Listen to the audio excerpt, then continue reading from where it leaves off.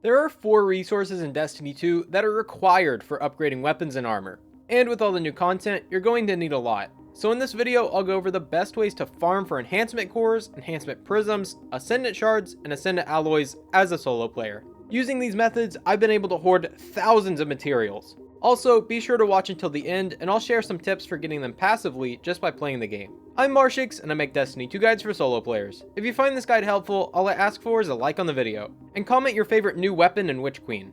I already know it's funnel web.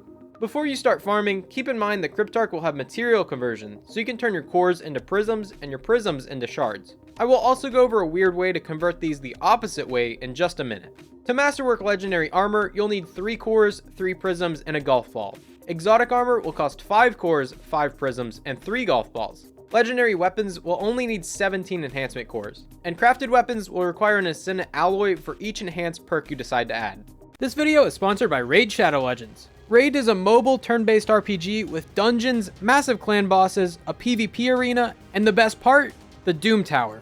This is a real in-game challenge that will take a lot of skill to master. This huge tower is basically a giant prison. It was built to hold some of the toughest enemies in Raid, but it's failing, and it's up to you to take those enemies out before they can escape. Gather your army of champions and climb the tower. The regular floors are pretty easy, but as you encounter bosses, it gets much harder. You'll need ways to remove debuffs and champions with high resistance. Some bosses need specific mechanics to beat them, such as the Scarab King, who barely takes any damage unless you reduce its max HP, and if you attack him without a shield buff, he'll melt your entire team. It's up to you to try new things out and discover the rest for yourself. What I like to do most in Raid is collect new champions, gear them up, then test them out in dungeons and PvP. Be sure to download Raid for yourself by using my links in the description or by scanning this QR code. If you do, you'll get unique bonuses worth $30. This includes the free champion Vergus, 200k silver, 1 energy refill, 1 XP boost, and an ancient shard so you can summon an awesome champion as soon as you get in game. All of this will be waiting for you here. Get it fast, because it will only be available to new players for the next 30 days. Once you're in, you can find me under the name Marshix Prime, and if you're fast, you can join my clan. And it's that easy. Click the link in the description, and I'll see you in game. The Gunsmith is one of the best vendors for getting upgrade materials. Go ahead and pick up all of his daily bounties. Each of these will give you an enhancement core whenever you complete them, and you can do these while farming other activities. His bounties are super easy to complete too, so pick these up whenever you can, and you'll probably finish them without even trying. Also, as you rank him up, you'll get cores, golf balls, and ascendant alloys. The other vendors in the tower are also great sources for masterwork materials. Much like the Gunsmith, Zavala, Shax, the Drifter, and Saint 14 all give you cores and prisms as you rank them up, and the first reset gives you an ascendant shard. Also, whenever you pick up their engrams, or any engrams really, you have a chance to get enhancement cores. You shouldn't solely focus on rank ups, but keep them in mind for later because you'll be able to rank them up in the background while playing some of the other activities on this list. If you head back to the Cryptarch, you can outright buy prisms, cores, and alloys. You can buy 5 cores per day for 30 legendary shards each. Alloys are 400 shards each and can be bought once a week. And prisms are not worth the cost, so don't even think about it.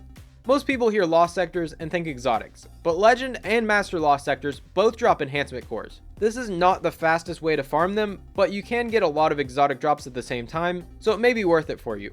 Also, unlike exotics, the cores drop whether you're solo or not, so if you have a team that wants to speedrun through some of the shorter Lost Sectors, you can get drops every minute or so.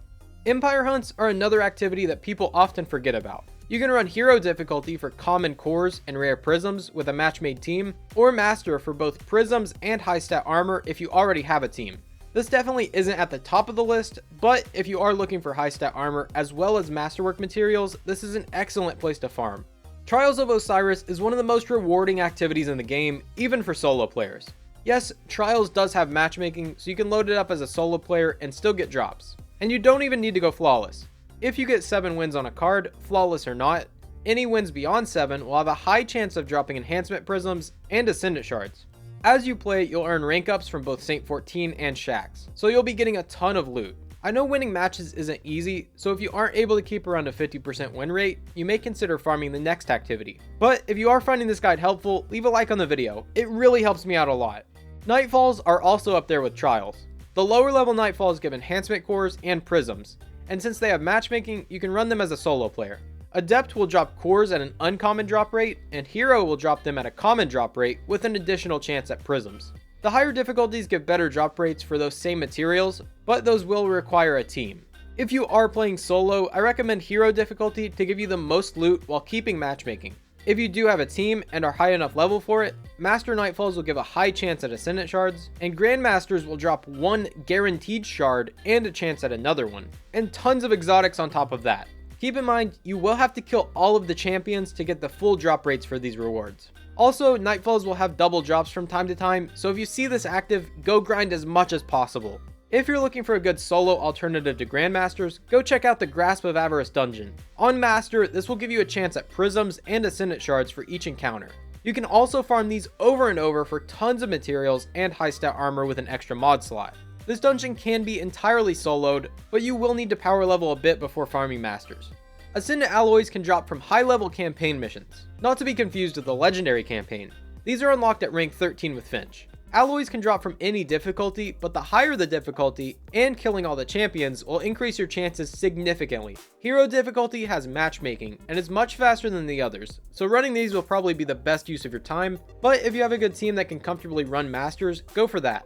Wellspring also drops Ascendant Alloys, but it will only do so on Master difficulty, which requires a full team of 6, and is only unlocked at rank 18 of the Throne World.